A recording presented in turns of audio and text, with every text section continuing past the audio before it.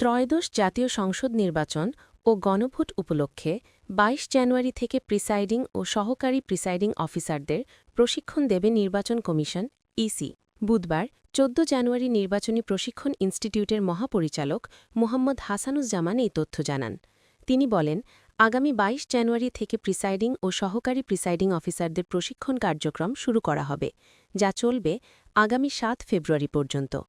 এই প্রশিক্ষণ কার্যক্রমে ৮ লাখের বেশি কর্মকর্তাকে প্রশিক্ষণ দেওয়া হবে। তফসিল অনুযায়ী বর্তমানে চলছে প্রার্থিতা চূড়ান্ত করার কাজ। প্রার্থিতা প্রত্যাহারের শেষ সময় ২০ জানুয়ারি।